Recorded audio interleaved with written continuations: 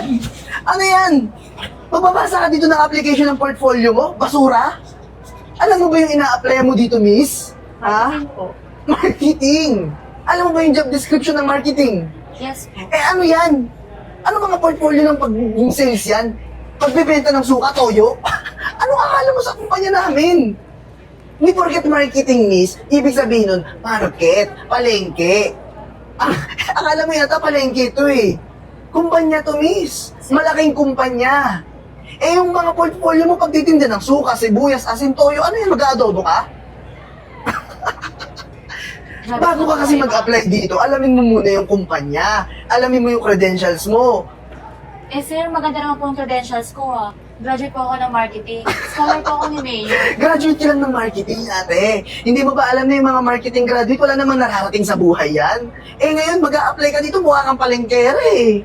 Ako, Grabe miss. naman sir. Eh wala naman kayong mararating sa buhay. Tignan mo, ikaw, liit-liit ang utak mo, di ba? Hindi mo alam yung pinapasukan mo na trabaho, puro ka lang pasa ng pasa, hindi mo muna alamin. Grabe ka naman sir. Ano, grabe, grabe. Walang grabe-grabe dito, miss. Ngayon, hindi naman sa pag-ano ha, hindi kita ginajudge pero mukha ka kasing bobo. Ay, sorry, Sabi mukha kang nila- bobo talaga. Sabi nga nila sir, don't judge the book by its cover. Eh, paano hindi i-judge kung ayan yung cover? Kung yung cover ng book, eh kasing mukha mo na mukhang tangat bobo, ika-judge naman talaga yun, miss. Alam mo, bagay sa yung trabaho, hindi dito.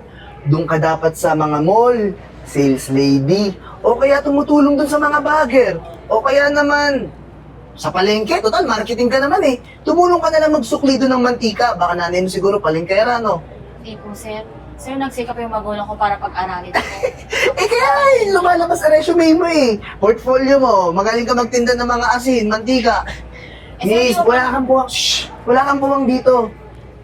Nako, pag nakita pa yan ni Eden na HR namin, hindi ko na alam ang sagiging reaction ko. Natatawa pa lang ako ngayon pa lang. Pero, gusto mo tawagin ko? Eh, si Miss Eden na po nagpatawag sa akin for interview. Si Miss Eden, Yes po, malamang yung po. head HR namin. Yes po. Malamang. Sabi niya, Hindi na ako talaga makapagpigil ng tao kung paano ko mapapahiya ng taong yun. Hindi mo talaga alam yung mga ina-apply. Pero sige, sige, yan, dali mo yung mga basura mo. Doon yung room. Kita mo yun?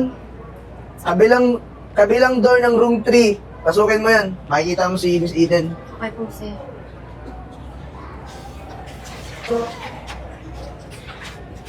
Hirap talaga pag aplikanting bobo. Good morning po. Ako po pala yung pinapunta niyo for job interview. Alam ko, hindi ako ulyanin. Patingin nga ulit ng portfolio mo. Ah, ito po ma'am. Ano ba yan? Puro basura.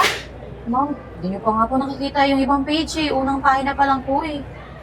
Alam mo ba kung bakit kita pinapunta dito? Bakit po ma'am? Eh, bobo ka naman pala talaga eh. Di ba sinabi ko for interview? Pero ang totoo yun, gusto ko kitang pagtripan. Kasi, napaka-trying hard mo. Mag-a-apply ka sa company to. Ano matatapos mo, ha? Marketing po. Nakalagay naman po sa CV ko eh, kung nabasa niyo po. Actually, hindi ko binasa. Hindi ako interesado. At hindi ako interesado makilala ka. Tsaka yung mga katulad mo, hindi na babagi sa company to. Napakalaking company to. Ang ganda ng reputasyon. Tapos mag-hire lang ng katulad mo. Na isang parang mukhang squatter. Hindi mukhang squatter. Squatter talaga. Eh ma'am, bakit niyo po ako pinapunta pa kung lalight-lightin niyo lang din po pala ako? Kung wala din naman po pala akong chance makapasok sa kumpanya niyo. Di ba kasasabi ko lang, gusto ko na magtripan. Kasi yung mga katulad yung mahirap na gustong makapasok sa company katulad nito, tuturuan ko ng leksyon para mawalan na kayo ng pag-asa sa buhay. Eh ano pa bang pag-asa ang magagawa niyo sa buhay? Kung mahirap kayo, syempre, ang mga pumapasok dito, mayayaman. Kahit na pangit yung credentials, makakapasok pa rin kasi may pera, may backer. Eh ikaw, sino backer mo? Sino pinagmamalaki mo? Wala po ma'am. Yun nga po ma'am, wala nga po kaming pera. Pero yung edukasyon ko na proud ako dahil scholar po ako ni Mayor. Yun po yung pinagmamalaki ko. Tingnan mo nga naman, umasa ka pa? Akala mo kay Mayor yun na pera? Hoy, sa sambayanan yung pera yun. Kasali ako doon. So kasali ako sa nag-aaral sa dati para makagraduate ka. Ang kapal din ng mukha mo, no? Kaya, sisiguraduhin ko, hindi ka makakapasok sa company to. Kasi, mahirap ka na nga, ang baho mo pa. Babaho yung company namin, yung office namin kung lagi ka nandito, kung makukuha ka sa company to. Ma'am, kailangan ko po yung trabaho. Kailangan ko pong i-payback yung mga magulang ko sa paghihirap sa pag-aaral ko. Hoy, huwag ka dito pumasa. Doon ka sa basurahan para ma-payback mo yung mga squatter mong pamilya. Kaya pwede ba, umalis ka na dito? Baho-baho mo? Saan ka magaling na kanal? Eden, Ay! ano ba yung naririnig kong ingay na yan? Good morning po, Eh, ma'am. kasi- Good morning. Ma'am, ito, napaka-opportunista. Di ba dito sa company to, yung mga mahihirap, walang lugar para maging isang staff o empleyado. Ma'am? Di ba? Mayayaman na dapat nandito. Eh ma'am, di ko naman po ina-expect na may discrimination pala dito sa kumpanyang to. Actually, wala naman. Bakit nagkaroon ng ganyan? Ako ang boss dito, ano? Kung tutuusin, dapat isinasanggunin niyo muna sa akin bago kayo magdesisyon.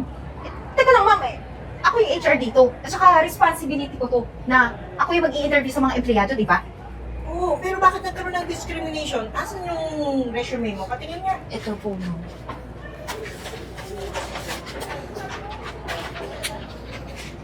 Opo.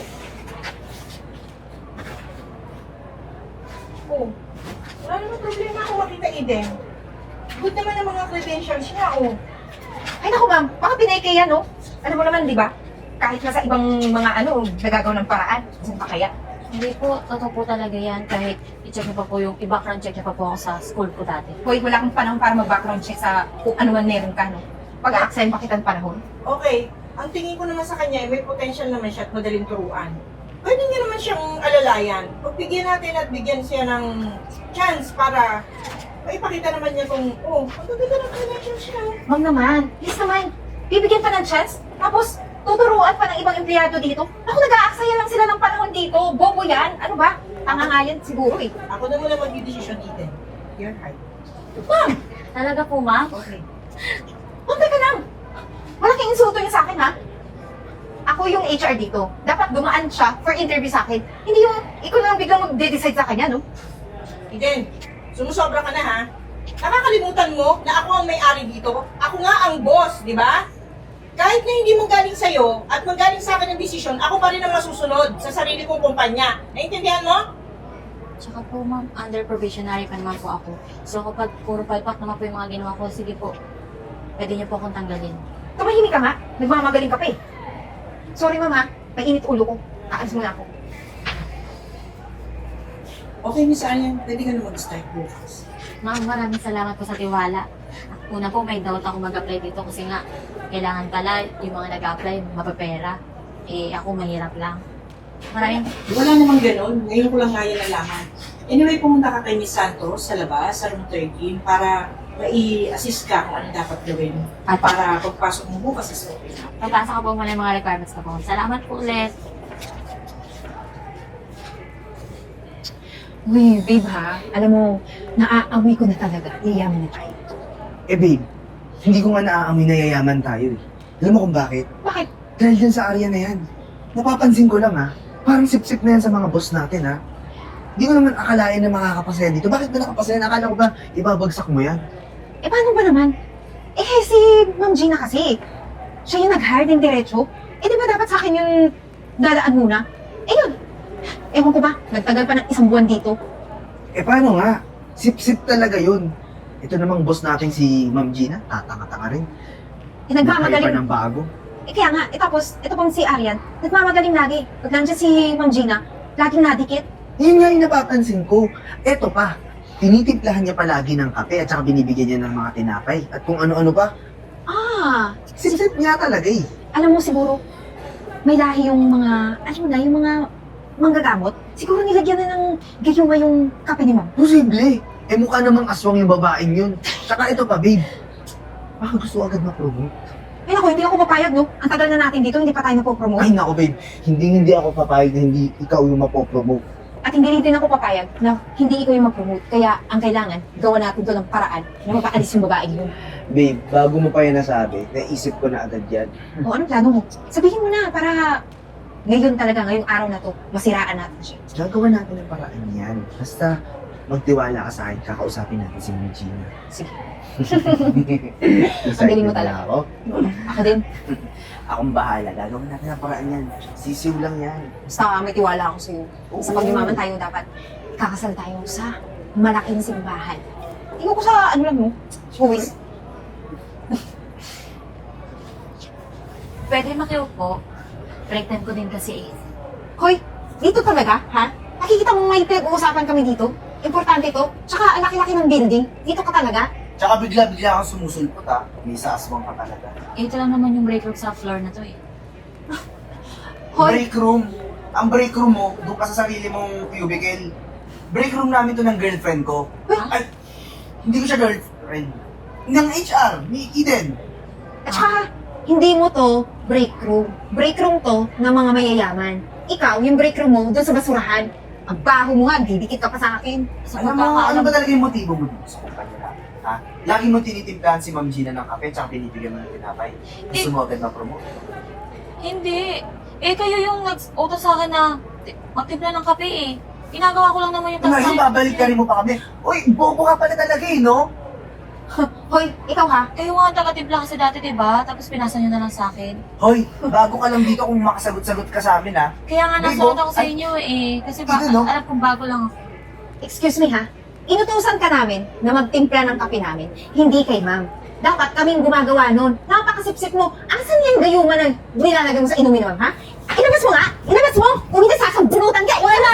Wala akong gayuma! Di naman ako mangkukulang! Sige, ay, Ilabas mo! Huhubaran kita ngayon! Ano? Ilalabas mo o hindi? Wala ka! Ikaw talaga, napakasinungaling mo talaga ha? Ang sip-sip mo! Hindi alam tigil mo, na ako sa'yo ha? Arian, Wala naman akong Kung ako ginagawa sa'yo, masama sa inyo ah! kung ayaw mong maranasan yan lagi-lagi, mag-resign ka na. Mag-resign ka na. Para hindi maging empleyado yung buhay mo dito. Tsaka, isang buwan na ako nagtitimpi sa'yo ha? Napakasip-sip mo? Ano? Gusto mo ng promotion? Hindi ka mapropromote? Huwag ka nang umasa kasi ako yung mapropromote dito. At sisiguraduhin ko yun. Kailangan ko ang trabaho ko kaya ako nagtitiis dito. Wala kaming pakialam sa'yo. Ang gusto ko, mag-resign ka na. O gusto mo ma-terminate ka pa dito para magkaroon ka ng bad record. Babe, ay, sorry, not babe. Hindi tayo mag-babe. Oo nga. Ah, ganito na lang. Ayaw mo mag-resign? Sige, kami gagawan paraan. Tara na nga. Bobo. Sir, okay po. See you at 8:10. Thank you. Ma'am, Ma'am, may sasabihin kami. May na-discover kami tungkol dun sa babaeng si Arian. tama. At saka ma'am, alam mo ba, nakita namin sa CCTV na si Arian, nilalagay yung mga band paper, ballpen, stapler sa bag niya. Inuuwi sa kanila. For sure yun, ma'am. Ibibigay yun sa mga pamilya na o di kaya ibibenta yun sa labas. Hindi lang yan. Alam mo ba, yung mga pagkain sa pantry, yung mga ulam ng mga empleyado natin, kinakain niya, iniinit niya pa. Talaga? Inuwi niya, ma'am. Oo, totoo. Siguro pinapakain niya doon sa mga eskwata niyang pamilya. Di ba, ma'am, sinabi ko na dati sa'yo, huwag mo niyang i-hire. Hindi lang yun, ma'am. Ito pa mainit na balita. Malandi rin pala lahat ng mga may asawa dito sa opisina nilalandi. Ultimo ako. Ma'am, 2 na anak ko. Tsaka may maganda akong asawa. Nilalandi pa ako, ma'am. Gusto akong niyayaya kung saan-saang hotel. Tinatanggihan ko nga lang eh. Tsaka, ma'am, for sure niyan. Nagnanakaw na rin yan dito sa company. Ng pera. Alam mo na, di ba? Ma'am Gina, tama si Eden.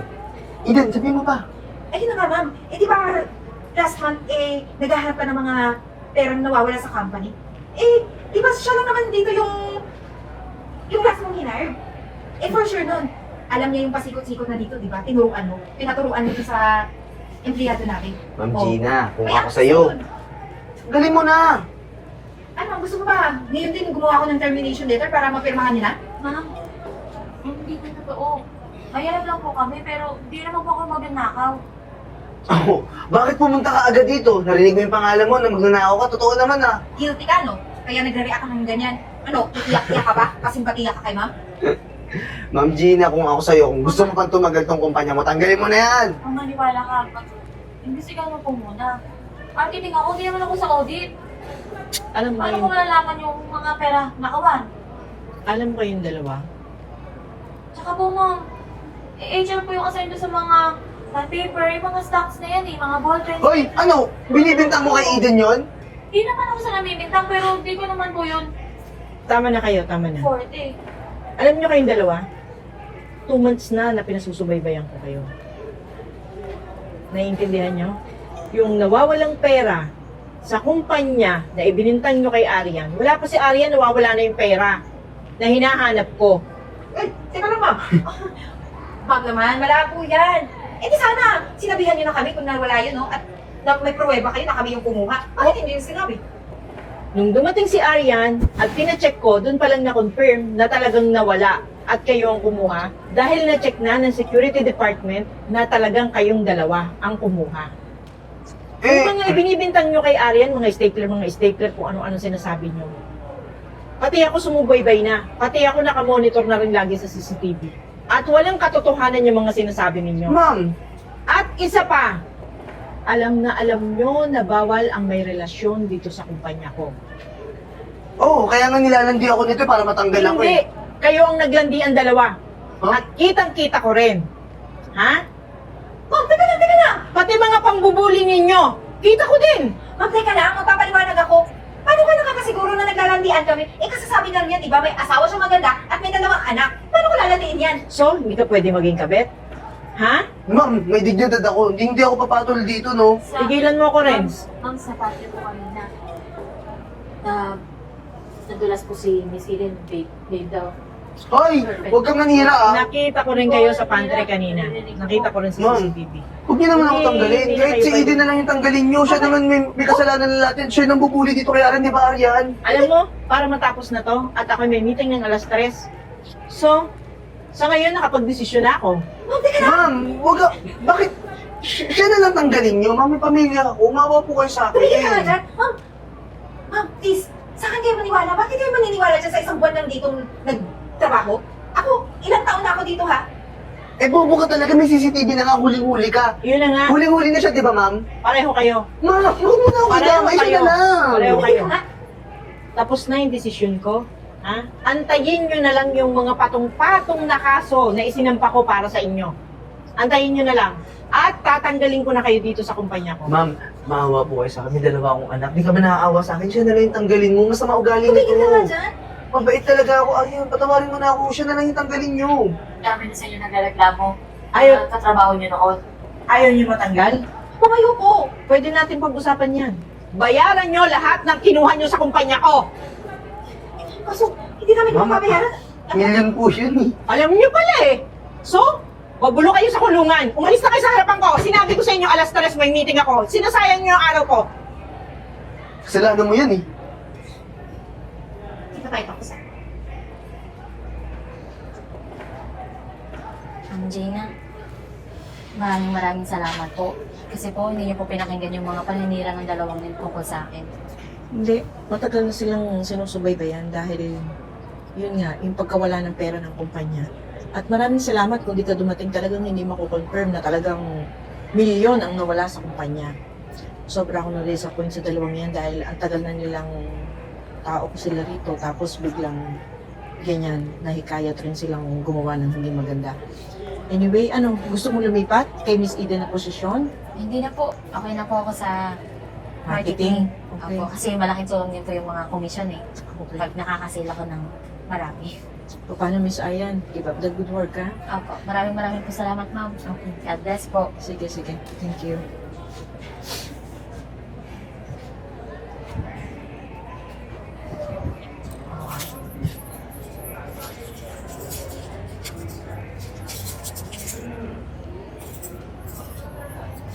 Maraming salamat po. Welcome. Arian? Renz? Ano nangyari sa'yo? Bakit? Ano nangyari sa akin? Ano diyan? Nilimusan mo ako, barya lang. Bakit? Yan naman ang deserve mo, di ba? Deserve ko. Eh dahil nga sa'yo natanggal ako sa trabaho eh. Sip-sip ka kasi masyado. Huwag mo akong sisihin sa kapalpakan mo sa buhay. Kung may kasalanan, bakit nagkaganyan ka? Bakit natanggal ka? Di ba? Bully ka? Pinapower trip mo ako sa trabaho. Anong pina-power trip? Hindi ako nang pa-power trip. Sinasabi ko lang yung totoo na bobo ka. Tanga, walang silbi. Sino sanay ngayon ng bobo? Tignan mo ang lagay mo. Pulubi ka na lang. Tapos ayan, mapagmataas ka pa rin hanggang ngayon. Hindi ka pa rin nagbabago. Sino sanay ngayon ng bobo? Sana di ba nag-isip ka bago mo ako binuli? Bago mo ako sinaraan sa trabaho? Tapos ngayon, hindi ka pa nakukonsensya sa sinapit ko? Ha? Ikaw dahilan ng lahat ng to, ha? Tapos ngayon, barya lang bibigay mo. Anin ko to? Buti nga binigyan pa kita eh. Kung alam ko lang ikaw yan, hindi kita bigyan. Ano nga yan, babawiin ko na. Oo, huwag mo na bawi. Akin na yan. Oh, kasi yun kailangan mo tong kaunting baryang binigay ko. Ano? Babapiin mo pa, barya na. Akin na nga yan, ako na. Hindi! Binigay mo na yan eh. Tigil mo, hindi mo deserve. Manigas ka dyan sa lamig. Ayan! Naku po! Naku po ma'am! Akin na ito ma'am! Ako lang ba? Eden? Na naman. Wow! Imported to ah! Huwag mo nga akong hawakan. Yaman mo na! Pati itong luggage mo. Ay! Nga pala, dito ako rumalakad sa airport. Ako yung nagkakarga ng ganito, mga luggage ng mga pasahero. Nga naman. Bilog ang mundo. At ngayon, nagkakargador ka na lang kita sa airport. Alam mo, nung nakaraan, nakasalubong ko si Renz. Namumulubi na. After niyo akong bulihin sa trabaho, pagdintangan magnanakaw, buti na lang talaga yung boss natin, matalino. Nag-imbestiga muna. Hindi nagpa-suhol, nagpa-brainwash sa mga sinasabi niya. Teka lang. Ang dami mo naman sinabi. Gusto ko lang naman tulungan ka para bigyan mo ko kahit barya lang. Okay na sa akin. Para lang makakain ako. Kasi kanina pa ako hindi nakakakuha ng mga luggage eh. Naagawan ako ng iba. Sa ugali mong yan, tignan mo, ganyan ka pa rin makatingin hanggang ngayon. Ang liit-liit na nga ng trabaho mo, pero parang ang taas pa rin ang tingin mo sa sarili mo.